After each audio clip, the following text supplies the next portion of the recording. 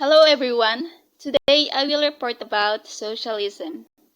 So before we jump out to the main topic of socialism, let me introduce first the political spectrum. So there are many kinds of political spectrum, yet I choose this for a better illustration. So ang political spectrum ay isa siyang graphic representation of political ideologies from left to right. So ang leftist ideologies consist of communism, socialism, liberalism, while in the rightist ideology is consists of conservatism, libertarianism, and fascism, while in the center, which is the centrism, is more moderate, and it is balanced between the leftist and the rightist ideology. So when we say the leftist ideology, it is more inclined with valuing of freedom and liberty over the government control, while in the rightist ideology, it is more on government power and authority.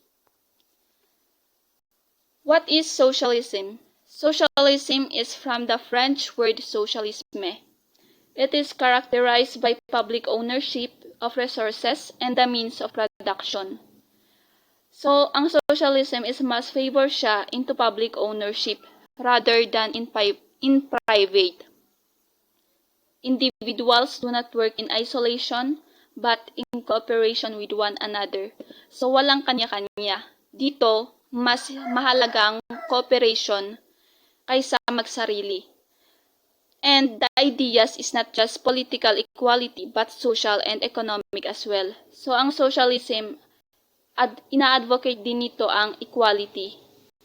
So, it has also free access to goods and services, and kung may ambag ka sa lipunan, then you have a share to its social products. And socialism according to 5 attributes. So, ito yung parang characteristics din ng socialism, which is the society is more than the individual. Mas mahalaga ang society kaysa sa isang tao. All humans are equal. The human welfare is a societal objective. And all humans are productive. Lastly, a history is a wave of progressivism. Now, let's proceed to its origins and development. So, ang socialism nag-evolve siya right after the Industrial Revolution. Socialism emerged as a response to the expanding capitalist system. So nakita kasi ni Karl Marx noon na isa siyang journalist. That time na kawawa yung mga working class, that's why nag-propose siya ng theories which is gusto niya sana na ma-overthrow or mawala itong capitalism. In the late 20th century, the growth of trade unions, working political parties, sports, and social clubs provided greater economic security and integrated working class into industrial society. So, in the late 20th century, nagkaroon na dyan ng mas stable na economic security and na-integrate na rin yung mga working class. After the Russian Revolution of 1917, revolutionary socialists began to be known as communists. So yung mas gusto nila ng revolutionary socialists, they called themselves as communists.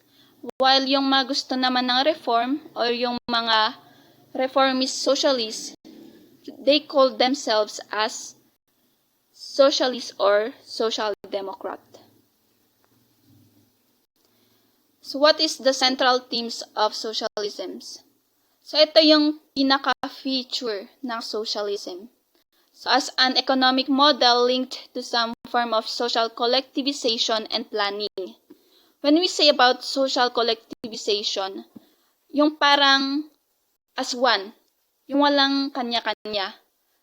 Kaya nga collectivization kasi yung isang society, magtulong-tulungan sila as one.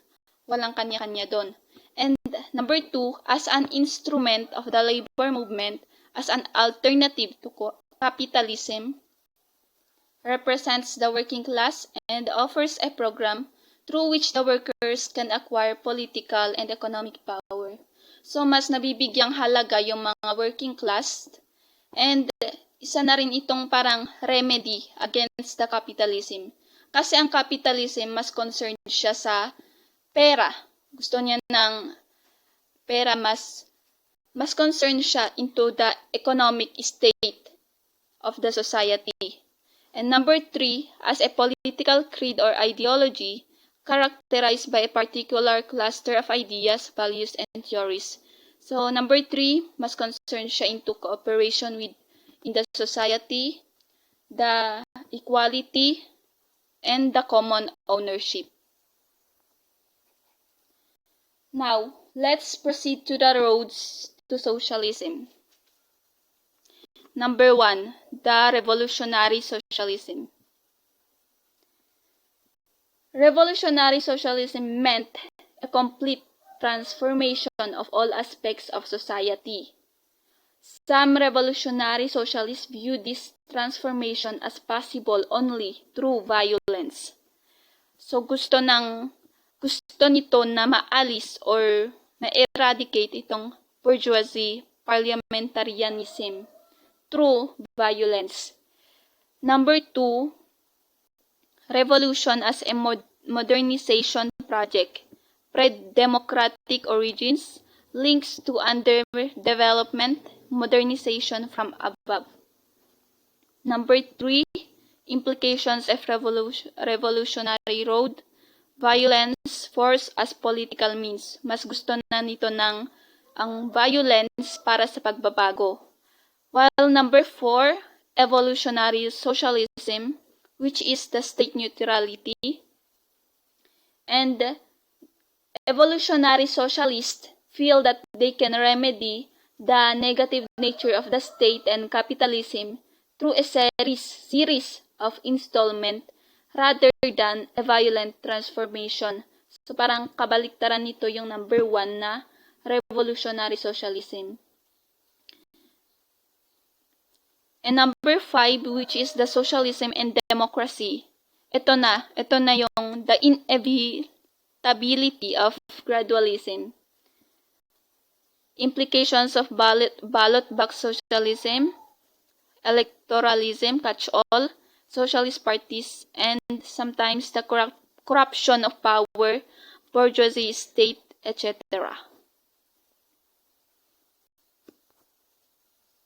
Next, Marxism. What is Marxism? Marxism is a social, political, and economic philosophy named after Karl Marx. It is a political theory that analyzes how social classes, money, and most importantly, the means of production or factories affect society. So si Karl Marx at Friedrich Engels na-disappoint sila on how the workers were treated in the great industrial factories during the 19th century. That's why in 1884, they wrote their ideas in a pamphlet called the Communist Manifesto, which stated that capitalism cannot survive. Kasi ang capitalism, it is based on exploitation of laborers. And through that exploitation of laborers, nakakaroon ng conflict. Sometimes, nakakaroon din kasi ng division between the working class and the ruling class. And sometimes, the working class is called the oppressed, and the ruling class, which is the oppressing. Marxists believe that the working class or the proletariats were being exploited and oppressed by the bourgeoisie or the ruling class who generally own the factories and control the means of production. So ayaw ni Karl Marx ng ganon. Gusto niya dapat equal. Dapat hindi lang yung ruling class ang kumikita, kundi pati na rin yung mga working class. That's why she theorized this Marxism to advocate equality in the society, na hindi lang dapat yung mga bourgeoisie o yung mga upper class ang kumikita. So the basic concept of Marxism The aim of Marxism is to bring about a classless society. Ito, classless society. Walang upper class, walang lower class, walang dapat pantay-pantay. It is based on the common ownership of the means of production, distribution, and exchange. Marxism aims at the overthrow of capitalism and its replacement by a classless society. Kasi nire-regard nila yung capitalism as a exploitative. It is more on money and economics. Kaya ina-advocate nito yung common mean of ownership and the classless society para ma-eradicate yung capitalism na nag-exploit sa mga working class. Next is the social democracy. So, ang social democracy is inline din siya sa socialism, but within a capitalist framework. It advocated a peaceful evolutionary transition of society from capitalism to socialism, using established political processes. So, it implements also socialist ideology within the framework of democratic government and capitalist economy, which is the people have equal rights and opportunities, and it is also a state-run welfare system. Ito is kung ano yung benefit ng state, siya rin yung benefit of the people. So, ito rin yung meron din siyang capitalist economy. Social democracy shares common roots with communism but without militancy and totalitarianism. And we can consider that Germany also is one of the most successful social democratic society. Yun. Socialism in the 21st century. So we all know that socialism is still evolved. Nag-exist pa rin siya even in this 21st century. And inadvocate pa rin nito yung exploitation, inadvocate pa rin nito yung equality, and in addition to class domination, socialism now must incorporate any other type of domination. Para magkaroon daw ng social transformation, dapat maalis yung mga unfair na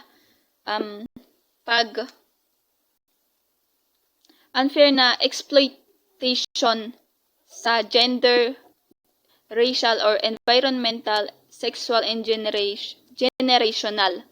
Dapat ma-overthrow na talaga yung capitalism na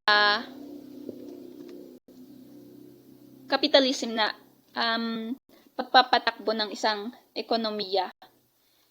So, this socialism must be continuously upheld and developed. So, countries that uses socialism today is the Republic of Cuba, the Lao PDR, and Vietnam, and lastly is itong sikat na People Republic of China. So, socialism ang ginagamit nilang ideology. So, that ends my report. Thank you for watching, and I hope you understand. God bless and have a good day.